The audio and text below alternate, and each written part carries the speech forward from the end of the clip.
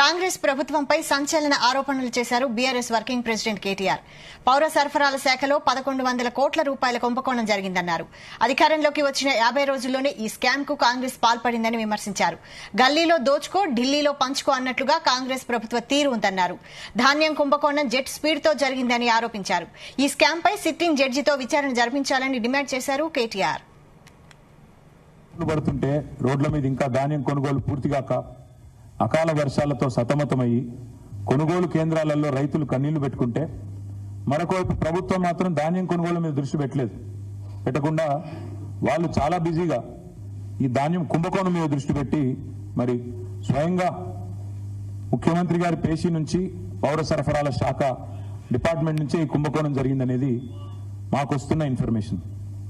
ప్రభుత్వ ఖజానాకు గండి కొట్టడం, కొంతమంది కాంట్రాక్టర్లకు దోచిపెట్టడం, వాళ్ళు వీళ్ళు కలిసి చీకటి దందా చేసి 1000 కోట్ల రూపాయల కుంభకోణం ఈరోజు నేను నిర్దిష్టంగా చేస్తున్న ఆరోపణ. ఇప్పటికే రాష్ట్రంలో బి ట్యాక్స్ అని, ఆర్ ట్యాక్స్ అని, ఆర్ఆర్ ట్యాక్స్ అని, యూ ట్యాక్స్ అని రకరకాలుగా ట్యాక్స్ల గురించి వింటా ఉన్నాం, అన్అఫీషియల్ ట్యాక్స్ల గురించి వింటా ఉన్నాం. ఈరోజు ఈ స్కామ్ లో మాత్రం కేవలం ఇక్కడ తెలంగాణలోని కాంగ్రెస్ పెద్దలకే కాకుండా ఢిల్లీ పెద్దల దాకా కూడా మరి హస్తం ఉందని చెప్పి మాకున్న సమాచారం. ఈ మొత్తం స్కామ్ అర్థం చేసుకోవాలంటే 2 భాగాలుగా మీకు చెప్పాలి.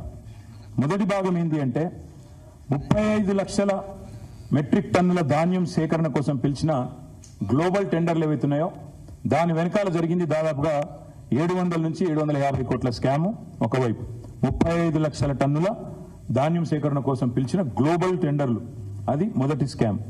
రెండవది మధ్యాహ్న భోజన పథకం కోసం పిల్లలు తినే మధ్యాహ్న భోజనం బల్లల్లో, దానికోసం 2,20,000 మెట్రిక్ టన్నుల సన్న బియ్యం కొనుగోళ్ల పేరిట జరిగింది రెండో స్కామ్. దాని విలువ 300 కోట్లు. రెండు కలిపితే 1011